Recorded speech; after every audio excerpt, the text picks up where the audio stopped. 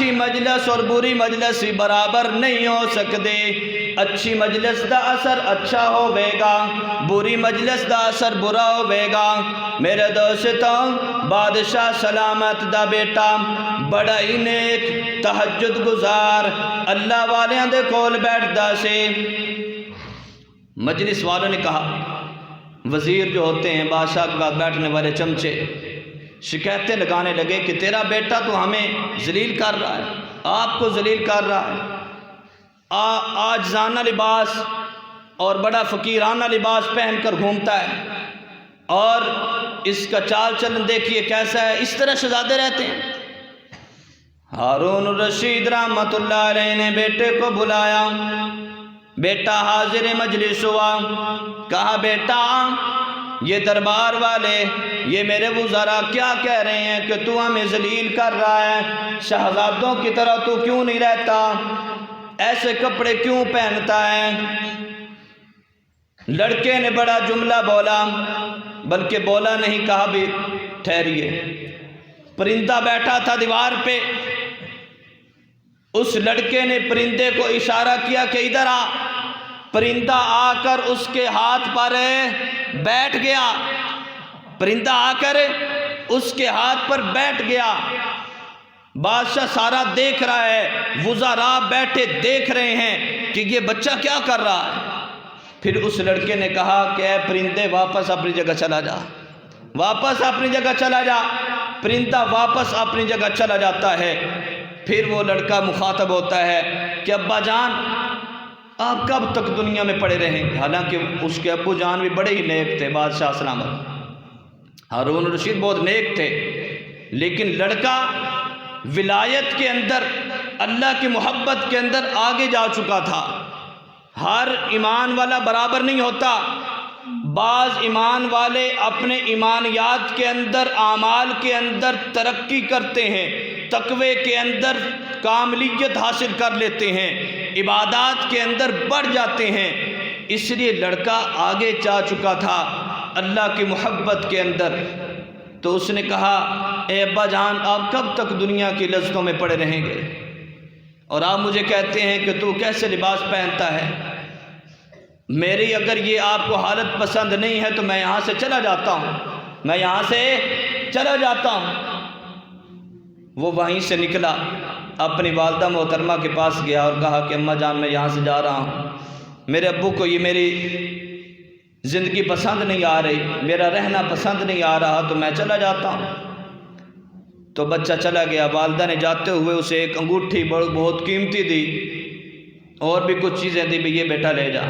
اس نے صرف ایک قرآن پاک اپنے ساتھ لیا، قرآن کو سینے سے لگایا اور وہاں سے چل دیا اور جنگل کے اندر چلا گیا. وہیں اللہ کی عبادت کرتا تھا، وہیں اللہ کے لیے جھکتا تھا، اللہ کے سامنے سجدے کرتا تھا اور مزدوری بھی کرتا تھا.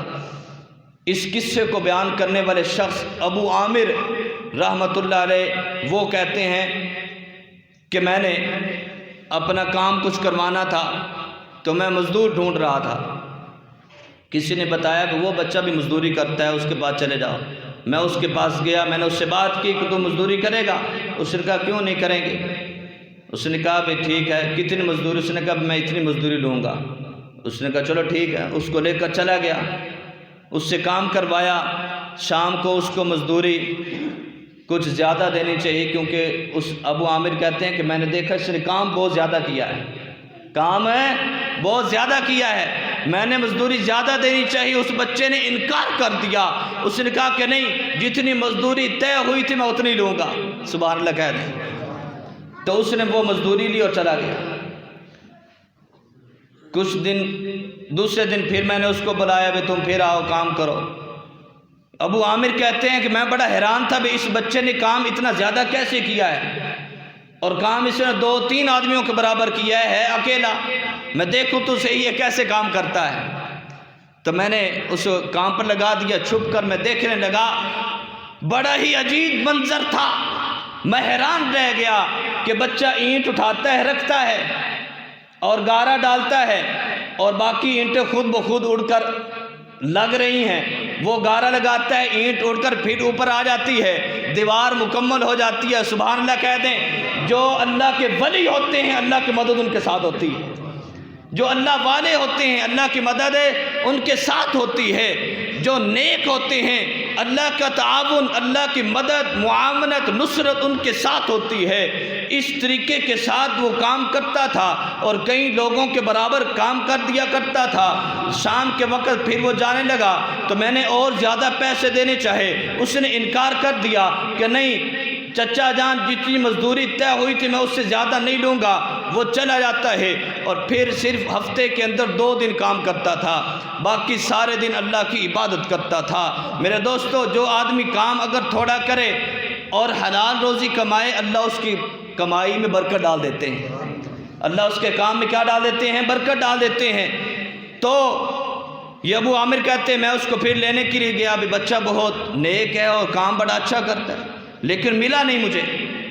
میں نے ارد گرد سے پوچھا بھی کہاں ہے، لوگوں نے بتایا وہ 2 دن کام کرتا ہے، باقی کسی دن کام نہیں کرتا۔ میں نے اپنا کام روک دیا، میں نے اس دن کا انتظار کیا بھی جس دن وہ کام کرتا ہے۔ میں پھر اس کو لے کر آیا، اس کو لینے کے لیے گیا، لیکن اس وقت وہ بچہ زمین پر لیٹا ہوا تھا، ایک اینٹ اس کے سرانے، اور بڑا عاجزی کے ساتھ۔ میں بڑا پریشان ہوں، بھی بیمار ہے کیا؟ میں نے دیکھا تو واقعتاً وہ بیماری کی حالت کے اندر تھا۔ میں بڑا پریشان ہوا، میں نے کہا آؤ میں تجھے دوائی لے کر دوں۔ اس نے کہا کہ نہیں۔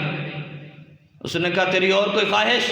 اس نے کہا میری کوئی خواہش نہیں، بس یہ 2-3 کام ہیں کہ میرا آخری وقت ہے۔